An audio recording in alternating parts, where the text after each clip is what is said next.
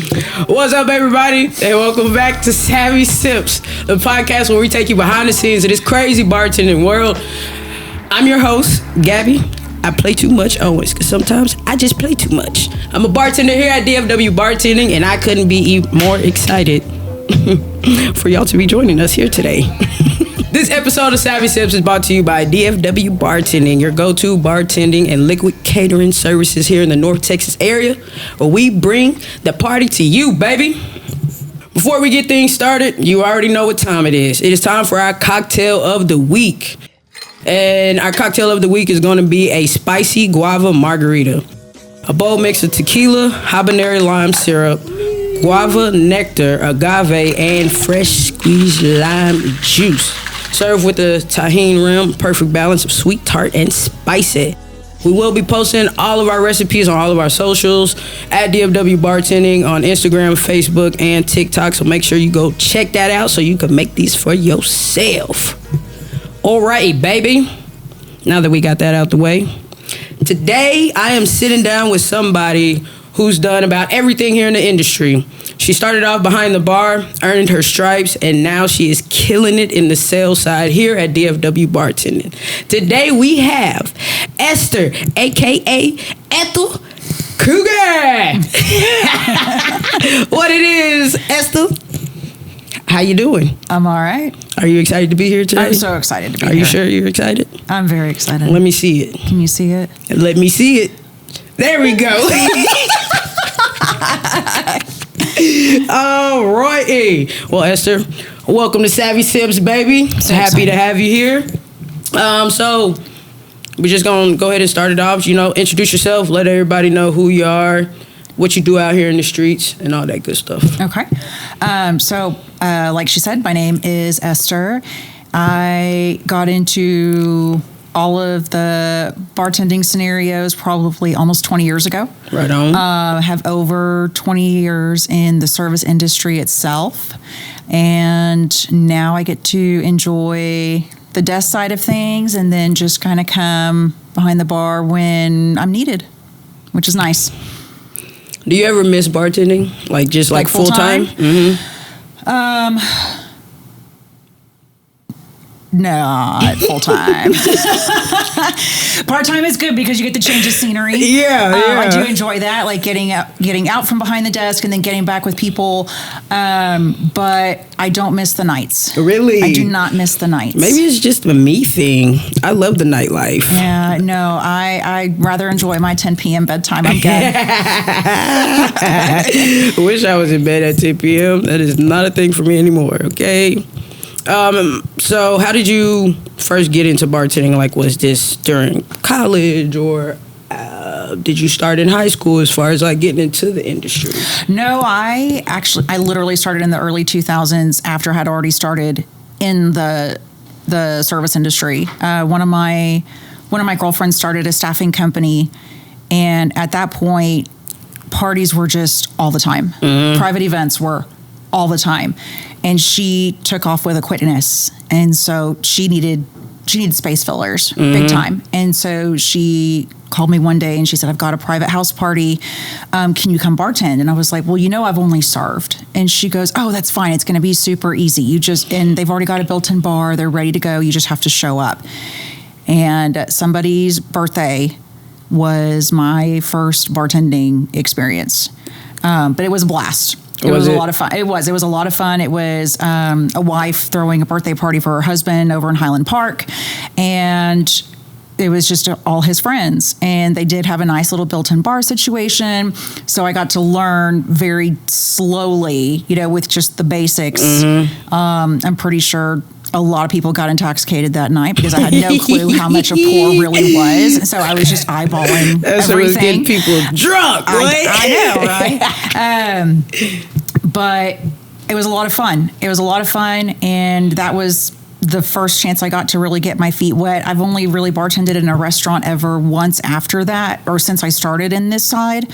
And the comparison is night and day, and I would rather do a private event over a restaurant bar in a heartbeat. Really? Absolutely. Wow. Okay. See, I'm like 50-50 with that, because I feel like in a restaurant, I don't know, I get real loosey-goosey. like, you know how I walk around and I just be saying whatever comes to mind? Yeah. Okay, so in a restaurant, I feel like I could do that a lot more versus like being at events. Do I sometimes still? Yes, absolutely. Calm it down just a little bit.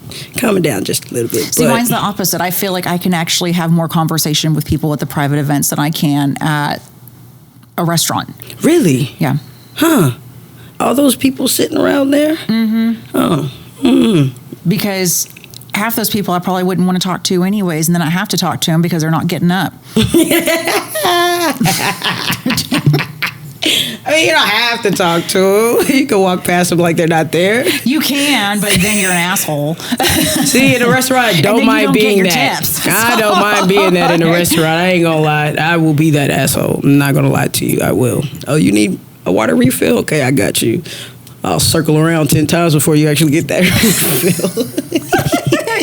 I'm actually excited to get back in there. Are you? No. Yeah, no. Because then as soon as you get that one complaint from somebody that you weren't talking to them or you weren't paying enough attention to them, I mean, that's on you for your job. It's different.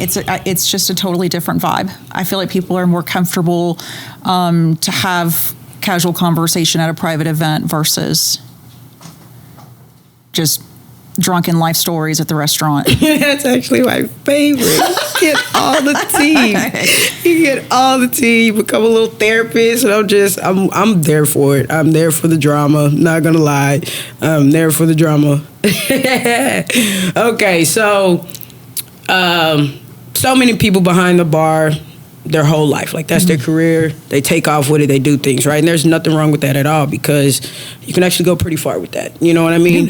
But you took the big step and came on the business side. So what inspired that shift for you to leave the serving side of it and get behind the business side of it?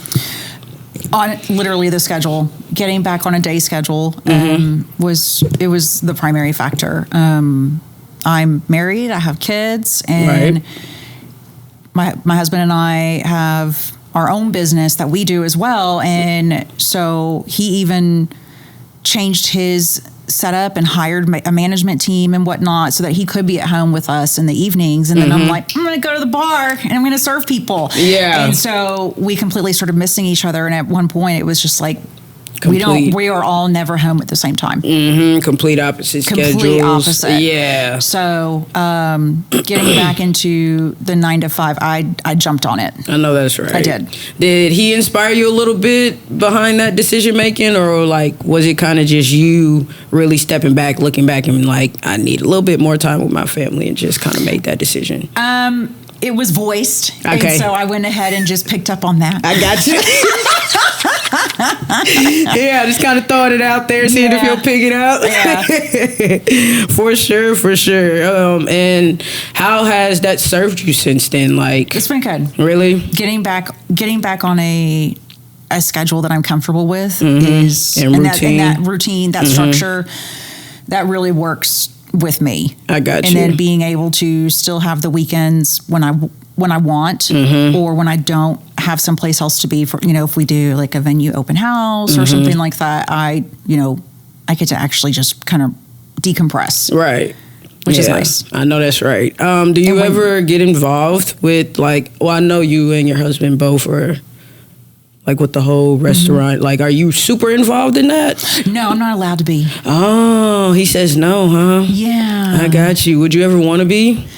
Well, I mean, I had done it. I'd helped a little bit in the beginning, but not anymore. No, I don't mind helping if I was needed. Yeah. But I'm not allowed to. Oh.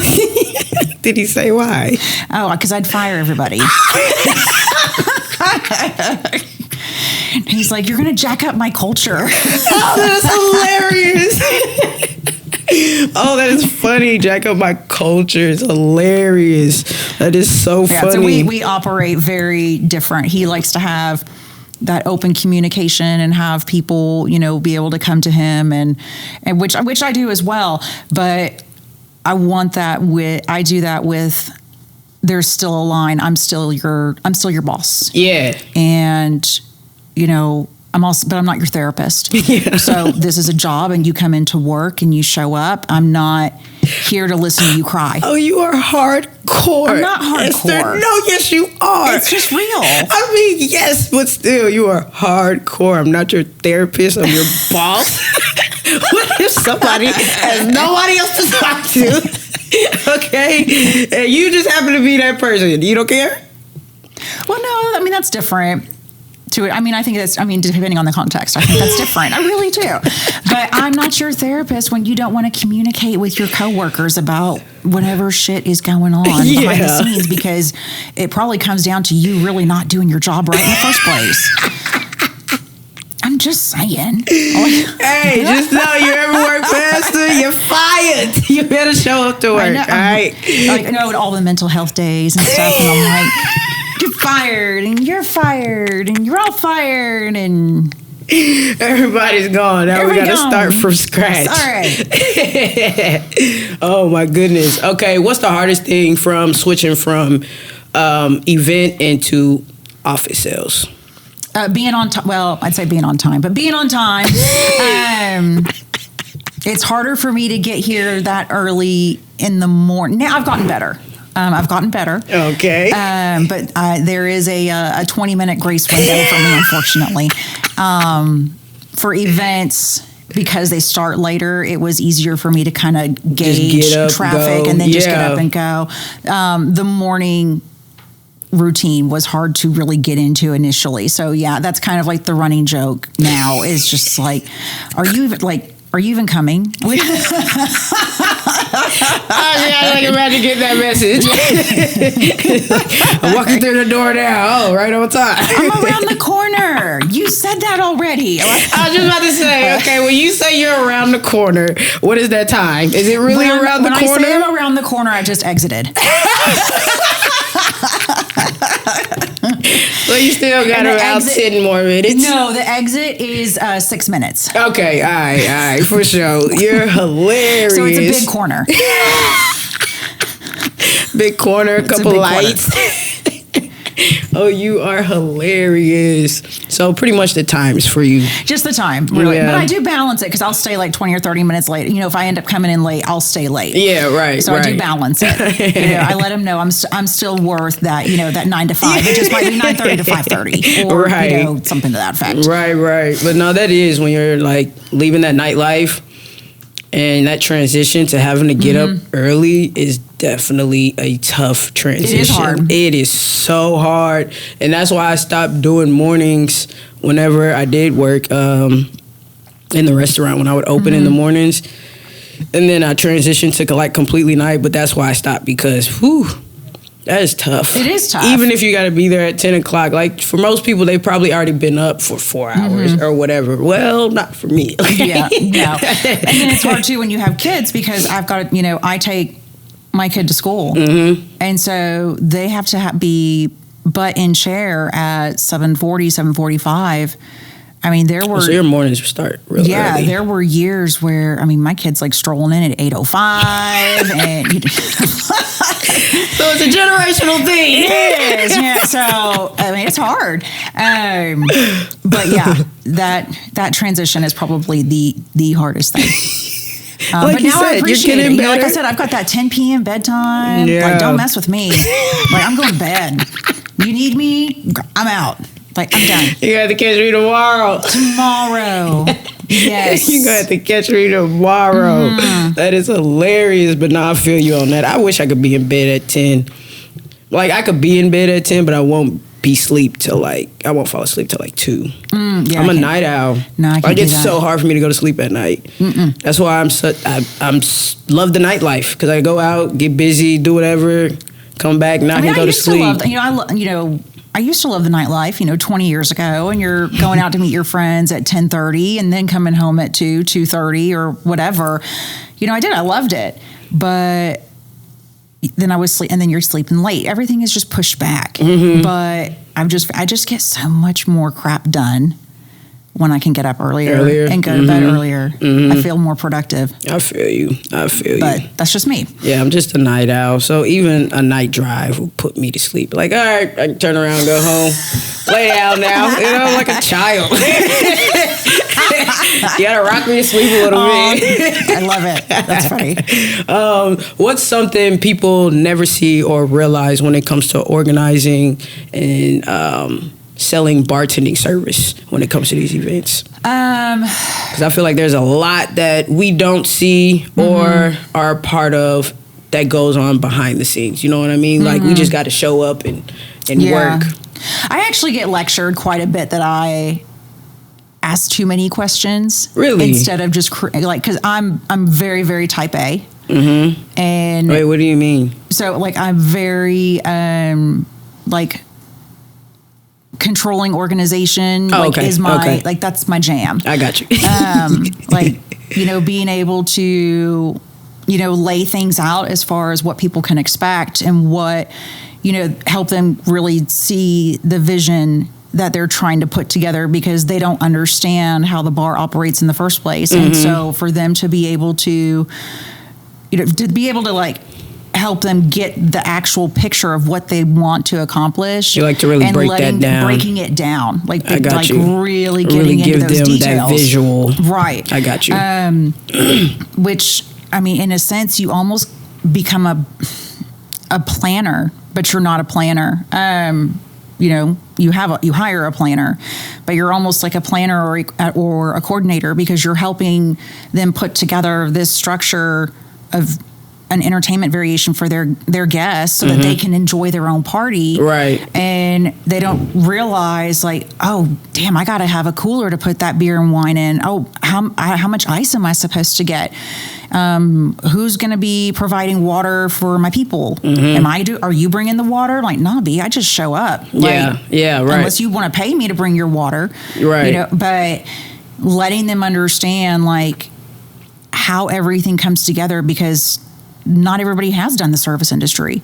Not everybody has waited a table or worked at a restaurant. A lot of people. And that's the one thing I say is, like, I wish everybody just once in their life. Just once. Go into the industry that we do to really know and understand, like, how it works. You know what I mean? Because people are so oblivious to how it go, because all they got to do is either walk in, sit down and get served, or, like what we do, just got to make a phone call and be like, okay, well, I want this, and that. Or whatever, you know what I mean? Not understanding, well, do you know what that bar looks like? Yeah. Do you know the spacing and all that stuff? Yeah, I definitely agree to that. A lot of people. Yeah, the fundamentals of it can really be rocket science for some people that just don't understand anything about it. And even then, once you still have those conversations with them, I still have, there's things that they like, oh, well, they'll add a second bar and not realize that they need to communicate that, like, because then you need more staff. Or they'll, change up their alcohol and not say anything, and then not realize that, they are probably bringing something that somebody isn't familiar with. A lot of communication goes into it. Yeah, a lot of communication gets lost on that last day sometimes. And at that point, you just have to wing it. But if I can hold their hand as much as possible to be able to get to that last day, and then just deal with those little flare-ups as they come, I'll call it a success. Yeah. So do you, when it comes to clients, do you actually deal with the clients hand to hand, or do you deal with like a lot of planners, or I would say both. Both? I think I would say both. I don't really see as many planners reaching out in the beginning stages. I'm noticing a lot, which means I'm talking more to clients. I really have not seen planners start coming in until later. And that's just kind of showing an economic standpoint of where people are trying to categorize their money. And so, like, typically, like, doing the initial planning themselves and then passing it on to somebody else so they can just focus on themselves. Right. So I would say both. And then if it's obviously like nonprofits or schools, I'm dealing with like that planner. I'm dealing with that event coordinator from start to finish. I half the time I don't even talk to the client at all. Okay, you go strictly through them. Okay, right on. Yeah, I've always wondered if y'all always talk directly to clients or if it's just in the beginning and then it's like passed on, be like, okay, I got all of this laid out for you. Here you go. I got other things to focus on. So you kind of deal with that. But yeah, it was really both, honestly. Right on. Probably the one thing I wish I didn't have to do that I do is when family or friends try to help the client out and they're doing it, and then I have to treat that person like the client and they don't know. Right. So they now don't know, or they fall off, and then the real person who is the client ends up having to call me and have to start all over because that friend or family member didn't follow through all the way, or they were trying to do things their own way versus the way the client would want it. I know that can be frustrating. It's very frustrating.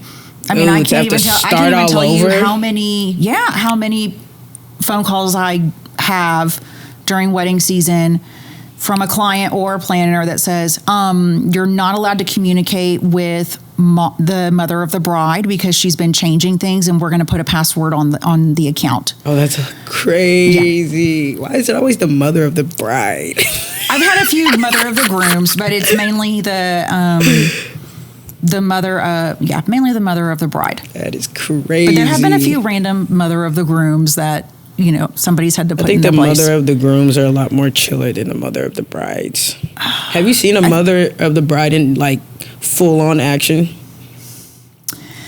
It can get a little crazy. It can. I have witnessed it. Like the last wedding I did. I've witnessed an aunt of the bride get crazy and have to, tell her she needs to slow her roll.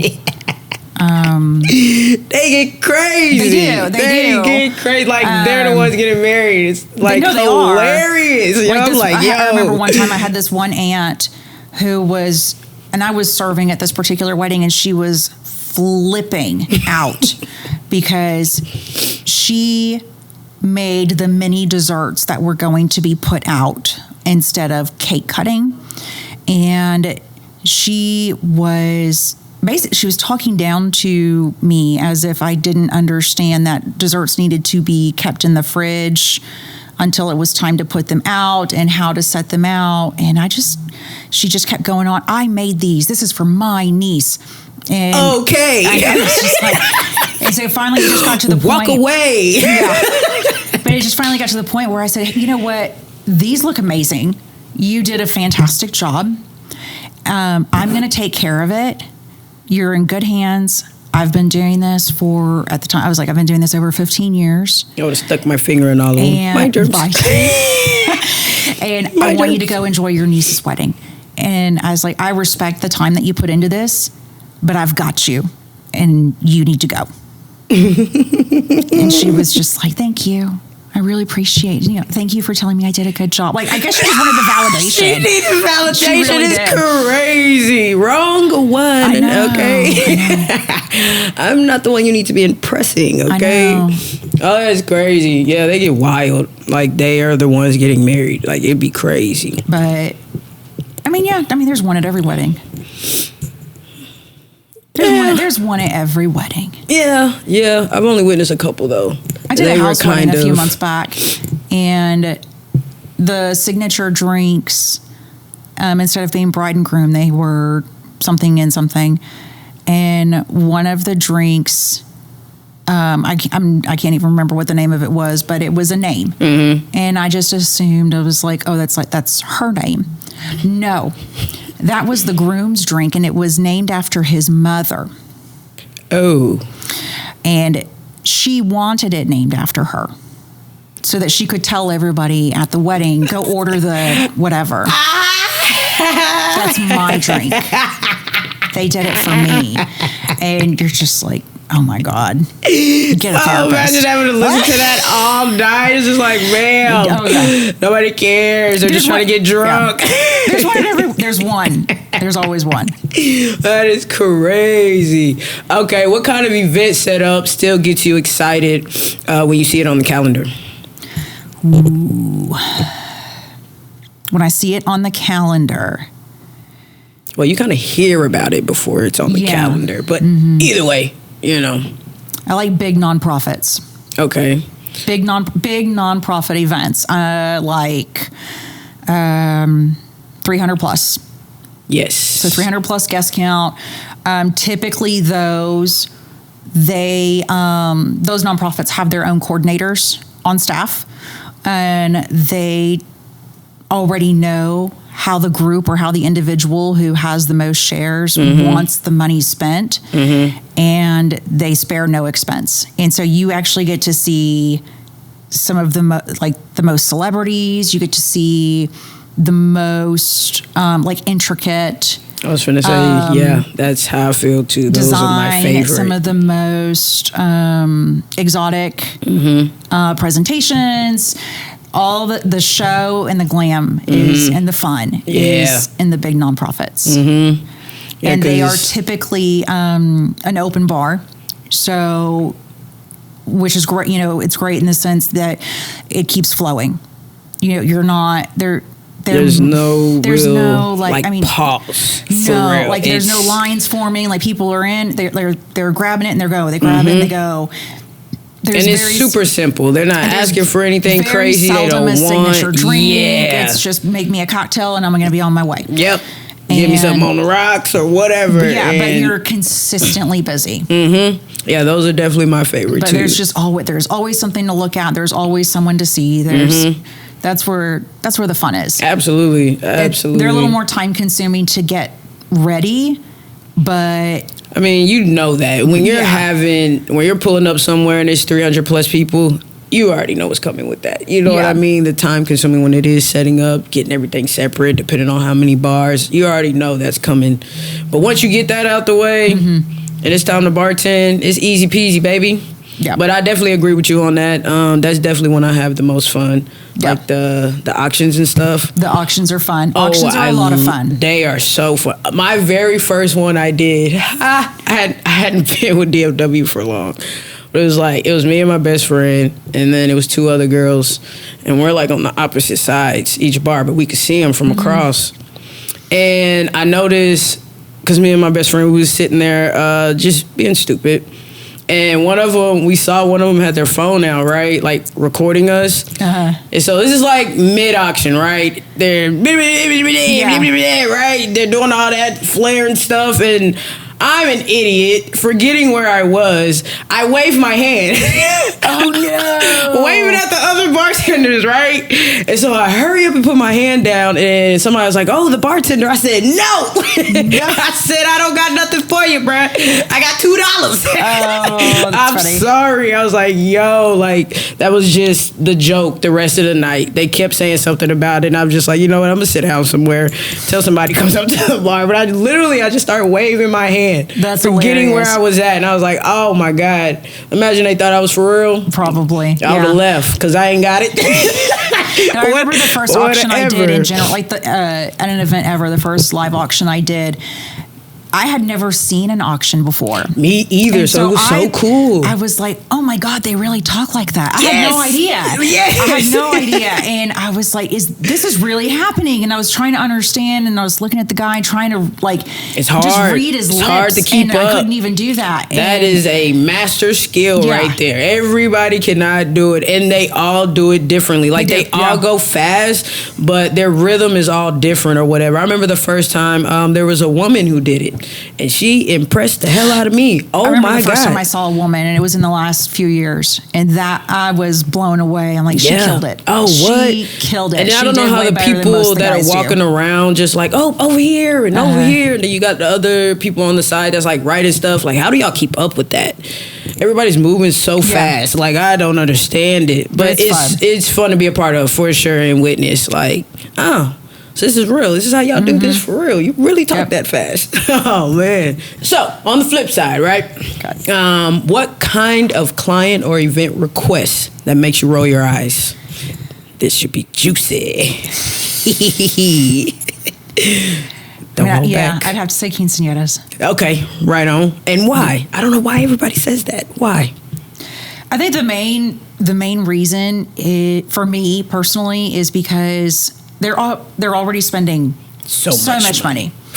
So much money that after, food and potential entertainment, depending on the type of music they're doing, the dress, the table centerpieces, and just the venue setup itself, photographs. I know, with the photographer, all that. When it comes to the staff, they try so hard to justify not having the correct amount of staff because they really just don't want to take the kids into account. And when it's a quinceañera, you're gonna have kids, but your kids are still typically going to the bar to get their sodas or their non-alcoholic drinks, unless you can convince the client to do like a separate table so the kids can go over there. But most quinceañeras are over 200 guests.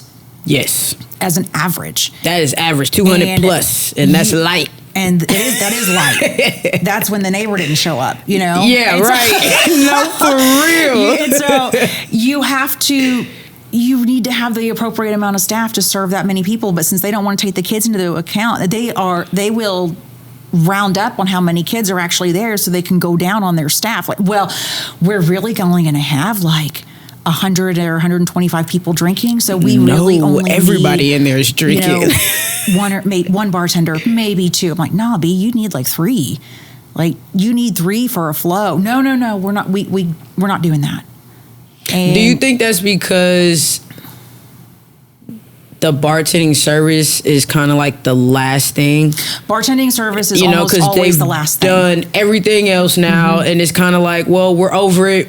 We only want to spend like this amount of money because we've already so much of a budget left up. Yeah. Yep. And most quinceañeras want to buy their own alcohol because they like what they like. They like what they like, but it's not in the budget to have the convenience for a package. A package. It's not in the budget because the budget went to everything else.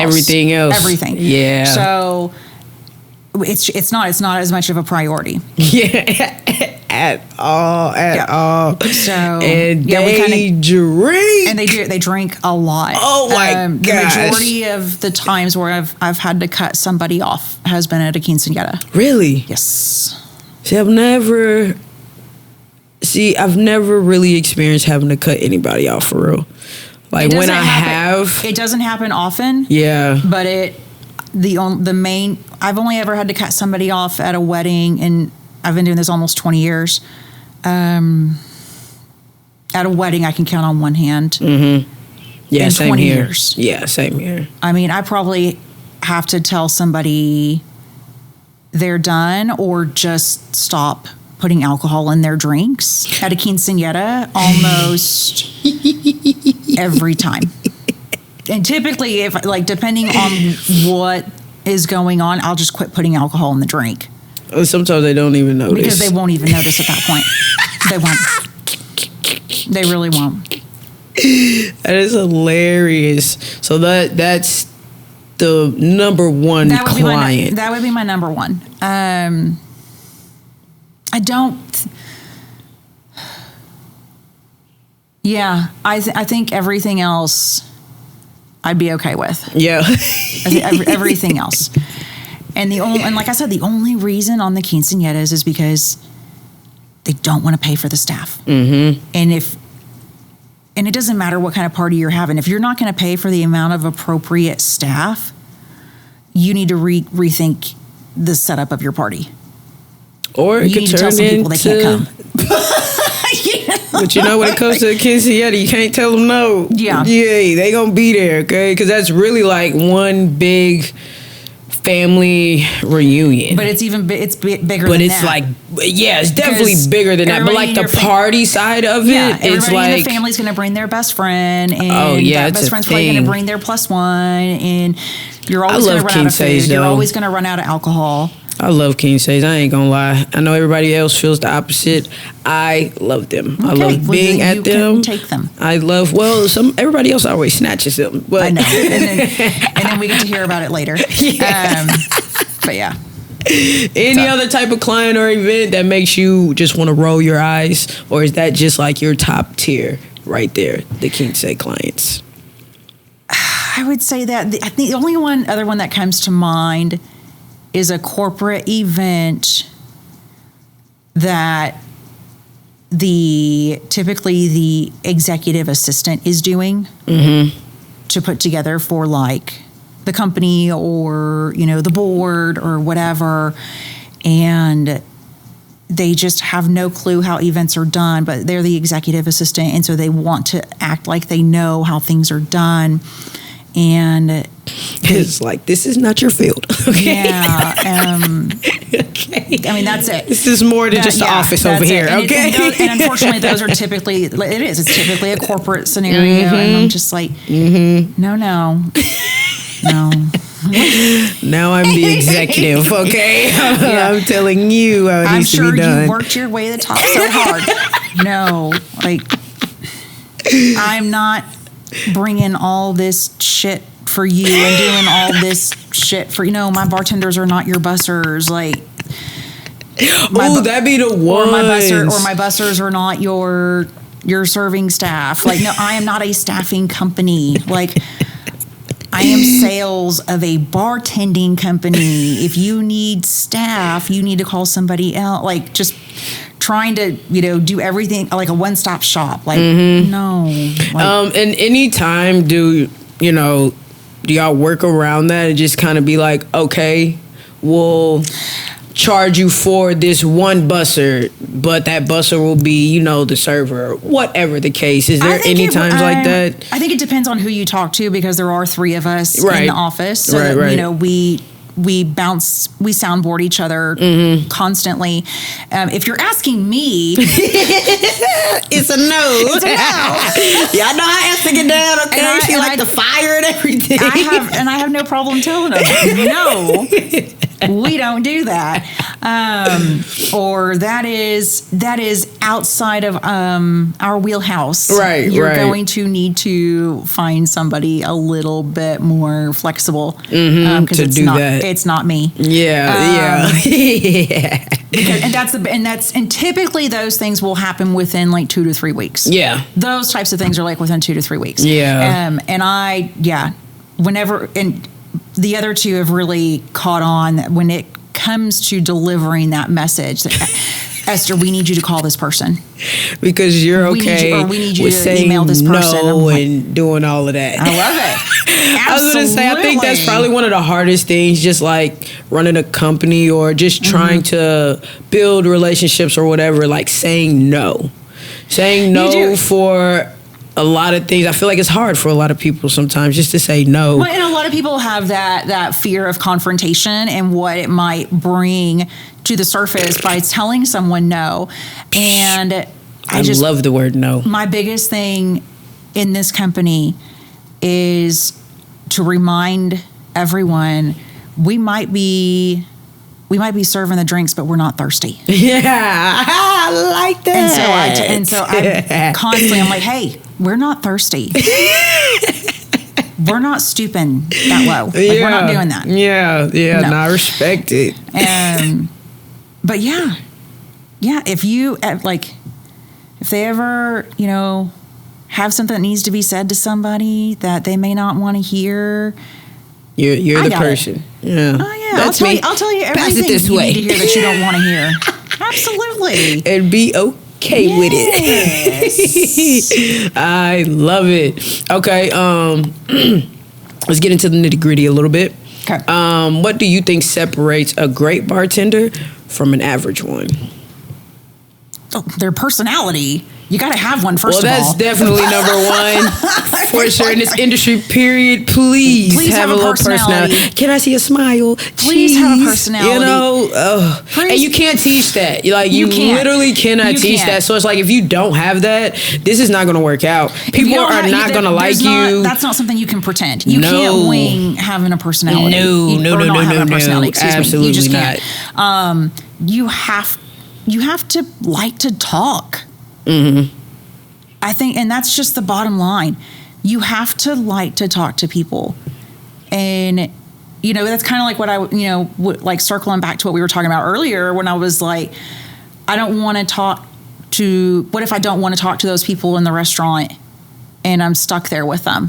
That's what's great about the events is it's people constantly moving. Mm-hmm. The same person doesn't sit at the bar all night because then it draws attention to themselves and they are not there to draw that type of attention to themselves. Yeah. So the conversation is consistent and it's going. But if you can't engage with them for that 30 seconds, the problem is you. Definitely. But see, I think that's the restaurant for me taught me that.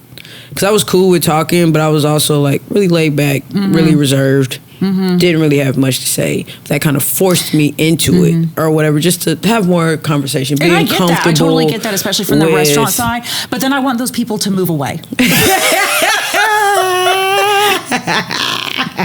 And they don't. Maybe I really am an asshole because I'm so okay with you sitting there and me not saying anything besides, are you good? Cool. And I will keep it moving. Not feel bad about it. If you need something, you better ask me. Right. I'm not coming over here. At this point, you're not talking about nothing. I don't want to talk to you, so cool, I'm gone. Yeah. Personality for sure. Other than personality, though, because, I mean, personality only gets you so far when it comes to bartending. Right. So what else separates a great bartender from an average one? Somebody that knows how to organize the bar. Okay. And that's just because I'm super, I've already mentioned it. I'm super type A. Like, but if you have a crappy organized bar, I don't even want to be in the bar with you. But you got to understand though, some people like, that's their organization though. Like, you got your messy bartenders, okay, and then you have, like my desk is my mess. That's my space. I know where everything is. I have the messiest desk out of anybody in this office. But see, I think that's what makes a great bartender though. I know where everything is. You can hop behind a bar regardless of how unorganized it is and still turn it out. Like, for me, I feel like I've learned to be able to step behind any bar regardless of how it's set up, how it looks, and still make it look good. Still make it work. Still, like... See, I just got to have a good flow. I like to have my good flow. And I could really break it down for you about how anal I get behind the bar. Please do. I love to hear everybody's side to this. I like to organize the bottles and the cans from tallest on the outside all the way in. And then I organize those by the type of cocktail that's being made. So if I have a signature cocktail, I'm not even kidding. I'm not playing. If I have a signature cocktail, I make sure those ingredients are together with that liquor. And if there's an ingredient shared with another one, I make sure and put it in the middle of the two cocktails that share. But then otherwise it goes, because I'm right-handed, so then it goes from short up. So that way I'm not knocking bottles over. I'm going to the end for the tall bottle and then moving over. You are very anal. What? Oh gosh, it's too much. It is not too much. Yes, it is. That's a lot of thought going into it when it's going to get fucked up anyways. And that's okay. So when you and I work behind the bar together, just let me organize it. And then I will. And normally I do. And that's like, what everybody else does, and it's great. I'm cool because regardless, I know how I bartend, so I know regardless this is going to get messed up, or if I set something up, hey, does this work for you? It will get messed up, and but the shit that we share is in the middle right there. Right. But the shit on my side and the shit on your side, I'm going to have it going shorts tall. I guess it makes sense. If you're not if you're not left-handed and your tall shit's on the left side, my bad. But I'm on this side. She doesn't even care about the lefty. If you are a lefty, I feel sorry for you, okay? Oh, that is hilarious. Cool beans. All right, for sure. For me, I think a great bartender from an average one, like I said, a great bartender adjusts to whatever. Being thrown in any flexibility, you know what I mean, and just being able to adjust and be like, all right, cool, and just kind of go with it, and that's true, yeah. You know, and you can't make it look like there's chaos happening. You know, when there's actual chaos happening, you know, just don't worry. As a bartender, it's simple. You know what I mean? You're doing the same shit. Yeah. You know, like regardless of what event you're doing. Regardless, you're pouring a drink, popping open wine, popping open a beer. You know what I mean? So it's just like, that part comes easy. You know, it's all the in-between stuff that you have to adjust to. And I feel like as a bartender, you have to be able to adjust to whatever's going on and just make it look good. You know what I mean? Yeah. Versus an average one, I don't know, they just show up. That's how I feel. They show up, do their job, and, you know, it is what it is. Their presence is their present. There it is. There it is, just like that. Okay, so let's say somebody's trying to break into the industry, right? Either behind the bar or the business side of things. What is the first thing that they should know about it? Don't work with me. Well, damn, I don't have the patience for you. Is you that bad? Are you that bad? Jeez, that's your advice to them.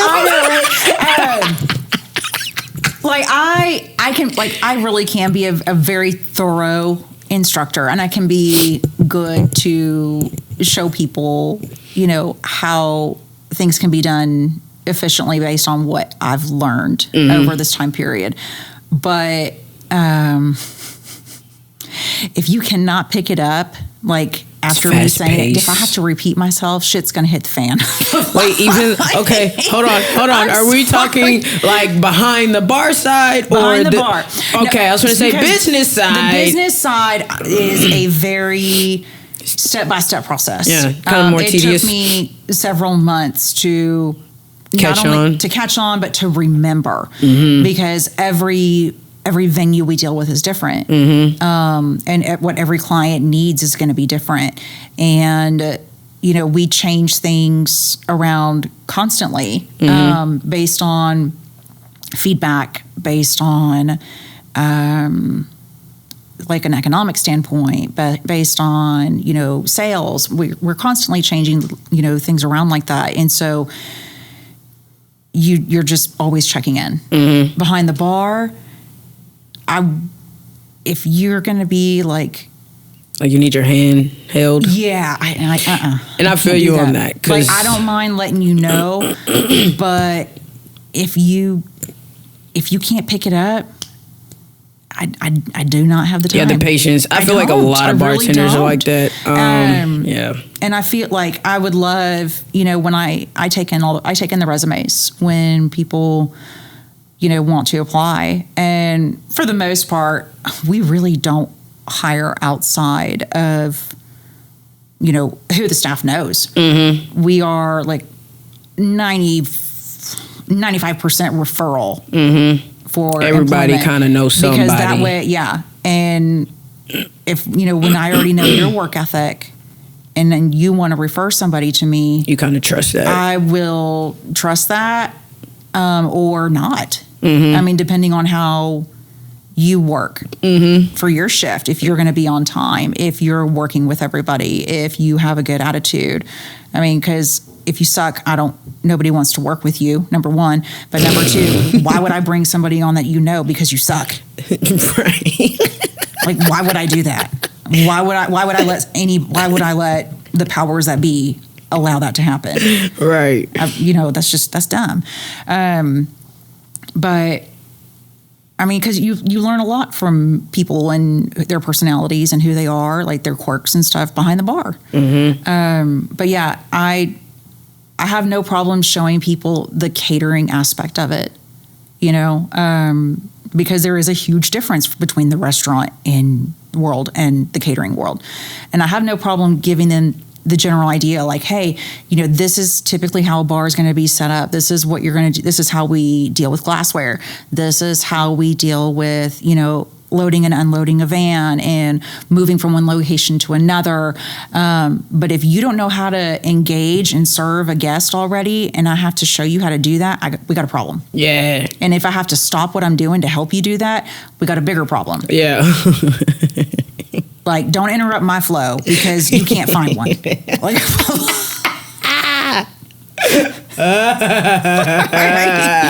oh, you're hardcore. I love it. I'm not. It's just logic. Definitely. I feel like it's just. Some people don't understand that though, or don't get it. I don't know. For me, coming from the restaurant, coming here was kind of easy breezy. I feel like it was easier besides knowing how to pick up vehicles. Yeah. You know what I mean? How to use the app. But right. I mean, that's simple. It's just like little things like that and how the venues work, which is simple. Nothing straight. Yeah. You know what I mean? We don't give out nothing straight and we don't serve minors. That's right. Anywhere else you go where you have to sell alcohol, less, except in a restaurant. You can serve right. the shots and do all of that or whatever. Well, what would be the first thing somebody should know coming into the business side of it? The first thing that somebody would need to know when coming into the business side is persistence. That's sales. You have to be persistent. You have to stay on people. Mm-hmm. You have to keep an open line of communication, keeping communication open-ended. So like by finishing, every client that I talk to or every venue that I talk to, 9 out of 10 times a response I have to them is ending in a question so that I can get more feedback or I can get more details that will better set up for the next conversation that we have, that I have something I can look back on. Right. This is what we talked about. Right. That is probably the biggest thing, is that persistence to move for the next conversation. Right.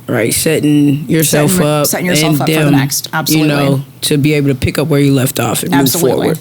Right on. When I pick up the phone and I talk to somebody and they want to know about things, my phone voice is amazing. Is it? Oh, I brag on my phone voice 24/7. I don't think I have one. I think it sounds just like this. Really? Yeah, I just be comfortable. Oh, yeah, no, I have a great phone voice.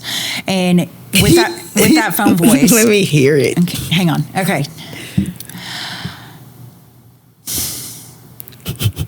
I got to get in there. Here we go. Hey, why don't you call her? Ooh. Oh, yeah. Hey. Wrong pocket. Hold on. Alrighty. So we're going to call Esther. Okay. You want to call me with my phone voice? So we can hear her phone voice. Ethel. Shut up. Ethel. Okay, here we go. I'm calling you, girl. It's ringing. Oh, you're really calling? Yes. Oh. Why would you do that? Because. Okay. I don't know. Get you in the mood or something. Okay. Do we want to? Well, okay. And then just go into it. Thank you for calling DFW Bartending. This is Esther. How can I help you? You sound like one of them little automated things. It does not. A little bit, not as robotic, but it doesn't sound robotic. No, not robotic, but it sounds pleasant. Sounds pleasant. It sounds inviting. I don't know how I would feel. But that's how my phone voice starts. Really? Yes, that is how my. Thank you for calling DFW Bartending. This is Esther. You sound like AI. So, but from there, oh God! I'm just saying. You gotta know how to have the tone. You gotta have the tone. But that makes people feel comfortable to start saying, "This is what I'm looking for," and then go from there. Yeah. But that initial verbiage even though it's harder, obviously, in like a text or an email because you can't hear the tone of my voice. Right. But like, thank you so much for reaching out to discuss our bartending services. I'm like, especially like if they're like, oh, I'm helping my friend. Like, you're so, what a great friend. I be, helping out during this planning process for this party. This is a little bit of information on what you're looking for. It's going to be based on the this time frame and this guest count that you gave me, and then I'm going to break it down as much as possible. Right. And then that way it shows everything they would be responsible for, everything I would be responsible for. And then actually give them a total and be like, from here, does this align with your vision? Right. Right on. Trying to be as personable as possible to make it about them, to be able to get more detail, to grow from that, to actually bring it, to fruition is that's the key. Oh, well, it sounds like you're real good at that, Shouty. I do what I do. Yeah, this is what my phone voice would sound like. Yo, what up? Thank you for calling DFW Bartender. What can I get for you today? Okay. Yeah, I'll play around too much. And I don't know. Maybe I would scare him a little bit. Don't give me the phone. Okay. What's something people never realize about working sales for an event like company based? Because I feel like you play a pretty big part. You're kind of the closer in a way, right? I am. I am. I am the closer. And it's kind of like a big deal. Yeah, I think the biggest thing, and it's not that most people wouldn't know, because when you close, I mean, I think one of the hardest things to really grasp onto is, do you want me to go ahead and send you this contract? Right. Where can I send this contract to? Mm-hmm. Getting to get that yes, or get that, okay, send it here. Like just being up front, like it's not a big deal. Mm-hmm. What are some of your tactics that you do to try to get them to, get that contract sent off, signed, or whatever? If they're feeling like on the fence. I try not to emphasize the sense of urgency too often, because I feel like it's very cliche. I got you. Everybody wants to say, we're running out of time for this month or this particular month. Like things are booking up really fast, and you don't have, we want to make sure we're available for you. I feel, I'll use that from time to time, depending on the vibe that I get from the person. But for the most part, once I've given them all the information that I can give them, there's nothing else I really can do except be like, okay, are you ready for this? I've given you all, do you have any other questions that you think I missed? But this is it. Right on. Let me go ahead and send this to you. Cool. Or where am I sending this to? Sometimes I'm trying not to even give them an option. You just kind of be like, do it? I'm going to send this to you. Mm-hmm. This is your deposit, and this is where you need to sign. Yeah. And most of the time, it just flows. Right on. It just they just go with it. Okay, this works. Cool. Yeah. Sign, send back, and we in there. Otherwise, the only other thing I would think of is because once that's done, we have our staff is very fortunate in the sense that, they are trusted enough to be able to show up and represent, to represent the brand. And so, when I'm putting these together, or I'm helping to put these together to, get people to be on the schedule, they have the ability to, to get to, fight for it. And, essentially, like, we just don't call you guys and be like, hey, can you work this? And but there are certain circumstances where that is the case. Like, hey, I know this bartender is going to be a good fit for this person. We need to have this person there. I've called you a few times on those situations. I love those situations. Yeah. Those are my favorite. Makes me feel important. But I think, our staff is really fortunate, like I said, in that aspect, because we know if they pick it up, they're going to do the best of their ability. Mm-hmm. But so making sure that those personalities are compatible is important. Yeah, absolutely, baby. Okay, any pet peeves when it comes to client communication? Yeah, it's about to get juicy again. Don't hold back. I think the first one is the no communication. Yeah.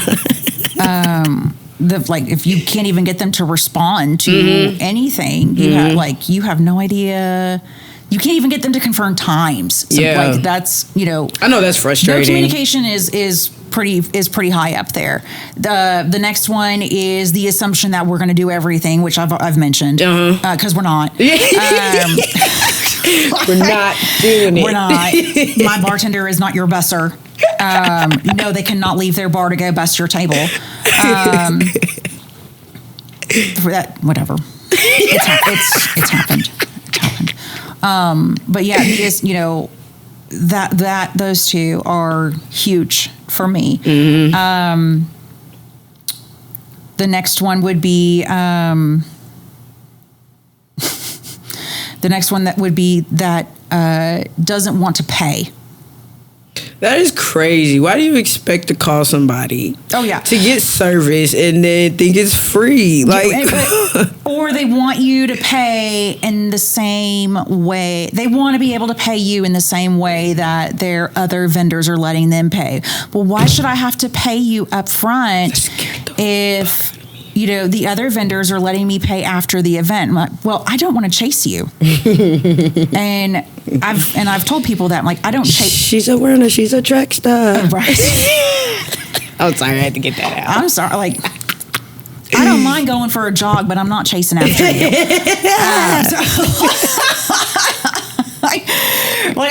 I'm not doing that. And I've let people know, I'm not chasing your money. You've asked for a service. The service needs to be paid for in advance. Well, how do I know you're going to show up? Because we signed a contract. But what if you don't show up? Well, then take me to court. Take me to court. This is not a complicated situation. Take me to court. Have you actually said that to somebody? No. Oh, man. God, I don't want to give people ideas. Yes, but I'm just saying, just come on. It's right there. You signed it. I countersigned it. Take me to It's right court. there. Oh, God. People that expect you, they get high and mighty, that these other vendors are letting me do it this way. That's great. That's not how we do it over here, though. This is how I do it. I have to be able to buy your product. I have to be able to pay your staff.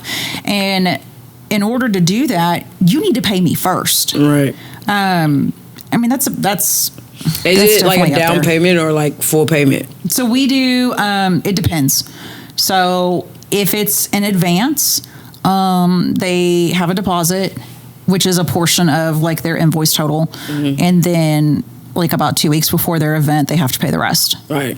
But it has to be paid 2 weeks before. Yeah. If they forgot they needed a bartender and it's within 7 days of when this event is supposed to happen, whatever event it is, they have to pay in full. And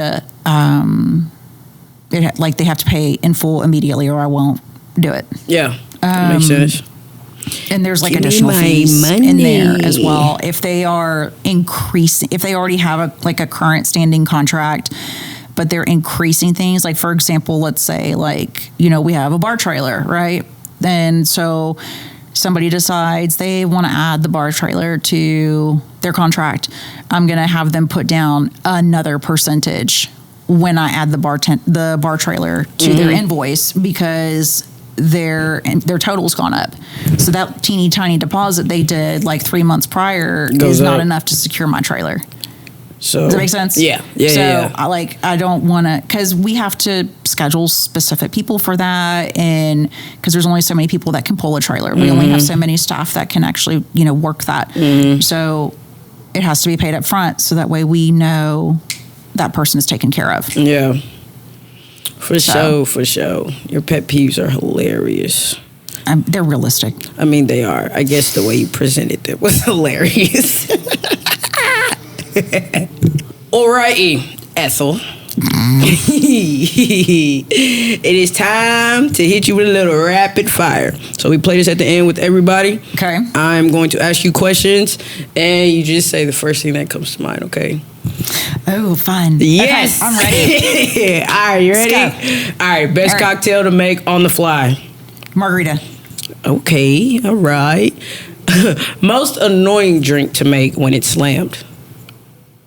Margarita.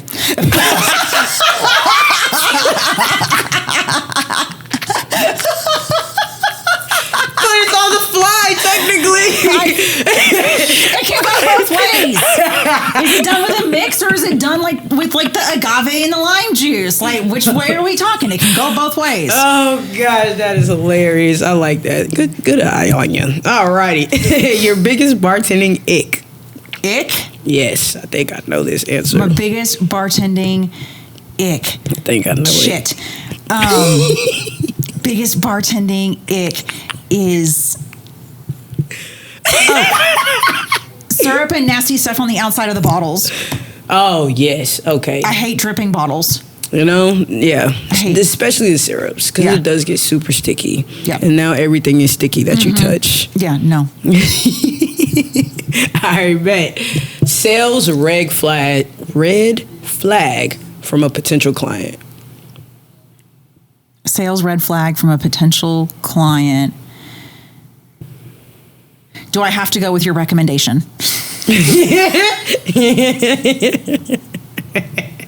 Okay. Okay. Sales green flag that makes you say yes. Everything sounds great. Esther. Oh my gosh. Okay. One thing bartenders should never do it at an event. One thing bartenders should never do at an event. at an event. Sit down. Be late. Yeah. Sitting down looks lazy. And that gets to me sometimes. Really? Yes, it does. Well, sometimes I sit down. You sit down behind the bar, you look lazy. Even after you just sweat it for 2 hours straight and you finally sit down, that looks Sit lazy. down to where they can't see your ass. What if I don't want to sit on the Don't sticky sit floor? on the cooler. Like That's you're getting my on- favorite seat. No coolers. Sit down to where they can't That see is you. my favorite seat. I'm gonna sit on a cooler. I don't want your butt dent on the cooler. Hey, ain't nothing wrong with it. Whatever. It's already dented. Ain't got much back there anyways. I'm just saying. Okay. Favorite type of event to bartend? Oh, the nonprofits. Yeah. You said that right on. Phrase you hear way too much in sales calls. The phrase I hear from the client, or the phrase Sure. I hear way too much. Yeah, I guess from the client. Sure. That's actually kind of hard. I can't really rapid that one. I wouldn't know. Yeah. Favorite phrase that I hear the most. What's one thing a client always says, regardless? Does that exist?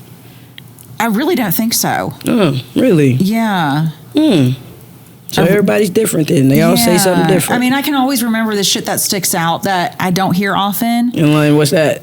So, like, for example, I sent, somebody reached out from a venue that they needed a current TABC certificate for the bartender that's coming. And I turned around and sent it to her in a couple of minutes. And she goes, huzzah! Huzzah is wild. Huzzah. Like Savannah had gotten a text response the other day, and that she was going back and forth with somebody, and they were like, superb. And I was like, Superb. That's I was so like, dorky. No. But yeah, as far as like my favorite things, like that they say, like favorite catchphrase or something. I mean, there really isn't one that they say a lot. Right on. Okay. Yeah. One thing that always wins a client over. I'm going to say it, and I know that it gets on everybody else's nerves, but Say it. being thorough. We know you like the details. We know you like the Yeah. deets. Cool beans. Okay, Ethel. I like your answers. They made me laugh. Hey, but no, for real, thank you so much for being here today. Absolutely. I hope you enjoyed yourself. I did. It's always inspiring to hear from someone who's lived the bartending grind and on the other side and on the business side of things. You make it look fun. You make it sound fun. I don't know if it always is, but hey, I'm on the other end. I'm in the field. I'm going to always have fun. But for everybody out there listening, I hope y'all enjoyed this episode. Don't forget to subscribe, like, leave a comment. Let us know how you feeling. I don't know, put some questions down there. What you want to know. Also, make sure you follow us on Instagram, Facebook, and TikTok at DFW Bartending for cocktail recipes, behind-the-scenes content, and all the updates. Until next time, baby, we are out. Love, peace, and hair grease, baby. Yeah! We're done. It's hot.